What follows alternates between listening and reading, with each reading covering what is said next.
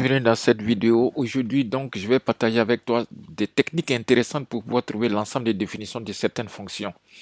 Ok, donc n'oublie pas que un des objectifs de cette chaîne, qui est notre chaîne à nous tous, c'est de t'aider à relever ton niveau en mathématiques et en physique et en chimie. Voilà, quand bien même on fait aussi de la programmation. La programmation, c'est pour que tu sois au top, que tu sois un homme complet et polyvalent, ou bien une personne complète et polyvalente. Voilà. Alors, donc, si cette thématique te dit quelque chose, alors c'est parti, ladies and gentlemen. On commence par la fonction numéro 1. On va chercher donc l'ensemble de définitions. L'ensemble de définitions, c'est simple. Ici, il y a un dénominateur. Donc, il faut que le dénominateur soit pas nul. Il faut qu'il soit différent des zéros. Donc, tous les nombres qui vont faire que le dénominateur soit nul, on les chasse. Voilà, je vais parler en français terre à terre. C'est parti. Donc, DDF1 exercice seulement si je prends voilà, je prends le dénominateur, donc il faut que le dénominateur qui est x au cube moins 1 soit différent des 0. Maintenant, pour résoudre ça, je vais poser, voilà, là, je fais posons égale 0. C'est-à-dire, quand je fais posons égale 0, vous n'êtes pas obligé de le faire, vous pouvez prendre directement différent des 0 et puis vous faites la résolution. Ce qu'il faut remarquer, c'est que quand je fais ça, égale 0, ça là, je peux mettre un cube ici, ça ne change rien, non, puisque un au cube c'est 1, mais en mettant un au cube, vous voyez, ça ressemble à une identité remarquable, a au cube moins b au cube. Or, a au cube moins b au cube, donc ça va faire a moins b, facteur de a au carré, plus ab, donc plus x fois 1, ça fait x, plus b au carré qui est 1. Voilà. Donc, vous voyez ça là, quand on décompose, c'est ce que ça donne. Maintenant, on va résoudre, ça fait donc ici, un produit de facteur nul ici, au moins l'un est nul. Donc, ça fait x moins 1. Soit x moins 1 est nul. Voilà, je le résous. Mais ici, je ne vais pas faire pour celui-là. Pourquoi? Parce que celui-là, il est différent des 0. Il s'annule jamais x carré plus x moins 1 plus 1 égale 0. Pourquoi il s'annule plus? Jamais. Parce que regardez, si vous faites son delta, le delta sera négatif. Ça va faire b carré, ça fait 1 moins 4a, c'est 4 fois 1, ça fait donc moins 4. Vous voyez, delta est moins 3 qui est négatif. Donc, si delta est négatif, ça veut dire qu'il n'y a pas de solution réelle. Ça veut dire que cette fonction ne s'annule jamais sur R. Comme elle s'annule jamais. Donc, si, regardez, on fait un raisonnement simple, un raisonnement terre à terre pour un enfant. Regardez, on vous dit que ça multiplié par ça égale 0. Or, lui, là, il s'annule jamais. Lui, c'est pas lui qui est égal à 0. Ça veut dire que le coupable, c'est lui, là. C'est pourquoi j'ai pris celui-là seulement égal 0. Et lui, je l'ai laissé. Maintenant, finalement, ça va faire x égale 1. Ça veut dire que c'est 1 qui n'est pas bon. Regardez, si vous mettez 1 à la place de x, vous aurez 1 au cube. Ça fait 1 moins 1, ça fait 0. Donc, DDF, on ne réfléchit pas. Ça fait juste R. Sauf, alors le petit signe moins relevé là en mathématiques, on dit ça sauf. Donc tous les nombres réels sauf 1. Voilà. Ou bien ceux qui veulent écrire en extension, vous prenez une droite, vous mettez 1 quelque part. Donc vous voyez, on prend tous les nombres réels, arrivé ici, on saute. Donc ici c'est moins l'infini, ici c'est plus l'infini. Et ça fait donc de moins l'infini. On vient s'arrêter à gauche de 1. Donc je m'arrête à gauche, je le saute, donc je fais comme ça. Je le saute, je reprends à sa droite 1 et je continue ma route sur plus l'infini. Voilà. Donc voici l'ensemble de définitions. Si c'était une type de fonction, on allait calculer limite ici, limite à moins l'infini, limite à plus l'infini, limite à gauche de 1, limite à droite de 1. Bref, vous m'aurez compris cette fonction. Donc pour lui, c'est KO. Alors on va au suivant. Au suivant. Là, il y a la fonction f2, c'est simple. Il y a racine carrée. Imaginons qu'il n'y a pas de valeur absolue. S'il n'y a pas de valeur absolue, voilà, s'il n'y a pas de valeur absolue, il faut que celui qui est dans la valeur absolue soit positif. Mais comme il y a valeur absolue, donc voilà, la valeur absolue nous garantit que celui qui est dans la racine là est positif. Donc comme il est positif, on s'en fout. Nous, on va s'occuper juste du dénominateur. Parce qu'on est sûr que quel que soit x, même si vous trouvez un x, vous trouvez le dénominateur négatif. Enfin, si vous trouvez tout ça là négatif, la valeur absolue va le rendre positif et la racine carrée pourra travailler, pourra calculer. Ça veut dire que nous, comme il y a un dénominateur, donc on va s'occuper juste du dénominateur, on s'en fout maintenant des autres. Ça fait donc DDF existe seulement si le dénominateur qui est x plus 8 est différent de 0. Ce qui veut dire que x différent, je fais sortir le 8, ça va devenir moins 8. Ça fait donc R, alors comme on a vu tout à l'heure, ça fait R sauf moins 8. Voilà. Ou bien vous pouvez écrire en extension, comme on a fait ici, on appelle ça écriture en extension là. Vous faites la technique que je vous ai montré tout à l'heure et là, c'est bon pour lui. Maintenant, on va aller au cas où il n'y a pas de valeur absolue. Le cas où il y a pas de valeur absolue. Alors, s'il n'y a pas de valeur absolue, on va dire quoi? Donc, j'ai mis ici, supposons que f de x égale à ça. Vous voyez, j'ai pas écrit de valeur absolue. Là, c'est simple. Là, est-ce que ça vaut la peine que je fasse? Il y a déjà un qui... Voilà, bon, on va faire ça ici. Donc, je vais pas faire ça pour perdre du temps. Je vais le barrer. Voilà, parce qu'il y a déjà un qui est sans valeur absolue. Donc, au lieu de... Pour ne pas que la vidéo soit longue, on va faire comme ça. Voilà. Donc, lui, je le barre. On va le faire, voilà. Je prends ça, je le barre. Voilà. On va le faire. Le dernier, ce sera la même chose. Maintenant, on continue. La fonction numéro 3. Numéro 3, c'est x plus 2, x moins 4. Alors là, vous voyez, ici, il n'y a pas de valable absolue dans racine carrée. Donc, il y a les conditions. Les conditions seront quoi? Les conditions seront que, d'abord, on s'occupe du dénominateur. Le dénominateur. Moi, je m'occupe tout du dénominateur. C'est comme ça que je fais. Donc, je fais x, attention, attention. Voilà. Je prends donc le dénominateur qui est x moins 4. Il faut qu'il soit différent des 0. Ce qui veut dire que x différent de 4. Quand le moins 4 sort, il devient 4. Et c'est pas fini. Maintenant, il y a racine carrée, il y a quelque chose qui est dans la racine carrée. Donc, et le x plus 2 là, il faut que lui, il soit supérieur ou égal à 0. Vous voyez, je peux mettre égal à 0 parce qu'il n'est pas au dénominateur, lui. Ce qui veut dire que x supérieur ou égal à moins 2. Maintenant, qu'est-ce que les deux disent en commun?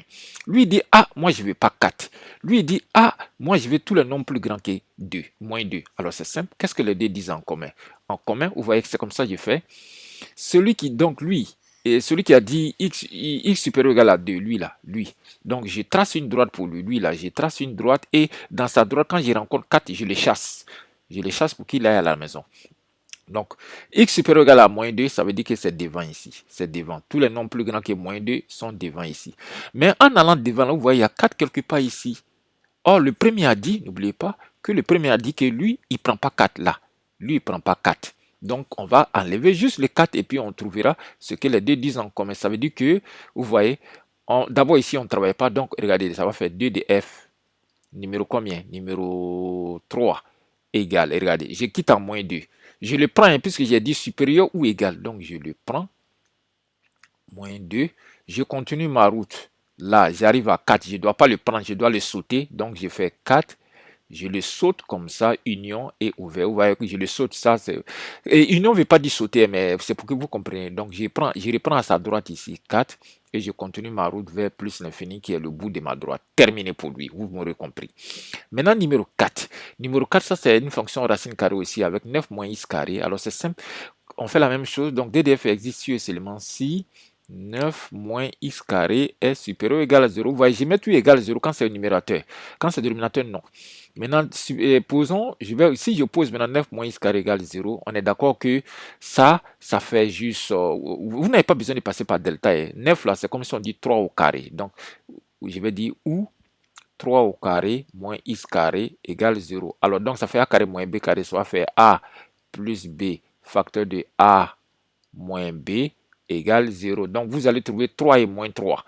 Vous voyez, donc vous aurez moins 3, le plus petit, et 3 ici. Maintenant, les deux annulent. Je mets des petits ronds pour dire qu'ils annulent ça. X moins x, 9 moins x carré. Maintenant, quel sera le signe? On est d'accord que c'est le signe de A à l'extérieur des racines. Voilà. Signe de A à l'extérieur des racines. Donc, les racines, c'est moins 3 et 3. L'extérieur des racines, c'est le signe de A. A, c'est moins 1. A, c'est celui qui multiplie le x carré. Donc, c'est moins. Ça veut dire que ce sera négatif, négatif. Et à l'intérieur, c'est le signe contraire. Or, nous, on a dit qu'on veut la partie positive. Donc, la partie positive, c'est à l'intérieur. C'est-à-dire moins 3 ou 3. On les prend. Donc, je mets donc D de F 4 égale. Je le prends puisque j'ai dit égal, ça veut dire que je peux le prendre, donc je prends moins 3 et je prends 3. Maintenant, pour les élèves qui sont en seconde, qui ne savent pas cette histoire des signes de A à l'extérieur des racines, signe contraire à l'extérieur des racines, c'est simple. Vous faites comme ça. Vous faites comme ça. Alors, regardez. Regardez. Ah, bon, je vais faire comme ça. Voilà, là, c'est facile. Ceux qui ne savent pas que le signe de A et vous ne connaissez pas cette technique, vous faites, voilà, voilà. Vous mettez ici votre x, vous écrivez la première idée sur lui, la 3 plus x ici. Donc, lui, il s'annule en moins 3. Vous cherchez son signe devant et derrière. Vous mettez le deuxième là ici, donc ça fait 3 moins x. Il va s'annuler en 3. Voilà. Et vous faites son signe. Après, vous faites signe vous faites le produit des signes pour trouver les signes finaux. Vous allez voir que ici, ce sera moins, ici sera plus, ici sera moins. Donc, les signes, on sera ici. Voilà. Vous voyez? Donc, c'est pas compliqué. Maintenant, on passe au suivant. Le F5 maintenant. Le F5. Le F5. Alors, DDF5 existe. Alors, F5, lui, c'est qui? C'est 1 sur... Alors là, c'est au dénominateur cette fois-ci. La racine carrée au dénominateur. Donc, je mets DDF existe sur et seulement si qui est au dénominateur, c'est x moins 1 et il est dans racine carrée, donc je mets strictement positif. Je ne dois pas mettre égal 0. Si je mets égal 0, ça veut dire que j'accepte que le dénominateur soit nul. Or, comme c'est au dénominateur, non. Par contre, ici, là, vous voyez, quand j'avais fait le 3, j'ai mis x plus 2 supérieur ou égal parce qu'il est au numérateur. Donc ici, ça fait donc x supérieur, strictement supérieur à 1. DDF, donc, DDF. Alors, c'est simple, strictement supérieur à 1, ça veut dire que d'abord, strictement supérieur à 1, c'est devant 1. Mais je ne dois pas prendre le 1 puisque je n'ai pas mis égal. Ça veut dire que j'ouvre. Or, l'autre côté, vous voyez, pour lui, j'avais fermé. Donc, j'ouvre en 1 et je continue ma route en plus l'infini. Voilà, plus l'infini, c'est le bout de la droite ici. Et c'est terminé pour lui. Maintenant, DDF6, le dernier, je crois. Voilà, lui, c'est ce que j'avais laissé en suspens. Maintenant, regardez ici. Il y a racine carrée, il n'y a pas valable absolue comme ici. Il n'y a pas de valable absolue. Donc, qu'est-ce qu'il faut faire? Je vais tracer, comme moi, je m'intéresse toujours au dénominateur. Donc, je mets x plus 1 qui est le dénominateur, il doit être différent de 0. Premier cas. Deuxième cas, tout ça doit être positif. Donc, x moins 2 sur x plus 1, il faut qu'il soit positif. Maintenant, je reviens résoudre. X plus 1 différent de 0, ça veut dire x différent de moins 1. Très bien. Maintenant, pour lui, là, je vais faire un tableau. Alors, on y va. Je vais faire donc un tableau pour lui. Alors, c'est parti. Allez. Voilà, j'ai déjà préparé le tableau, j'ai réécrit ce qu'on a eu ici, vous voyez.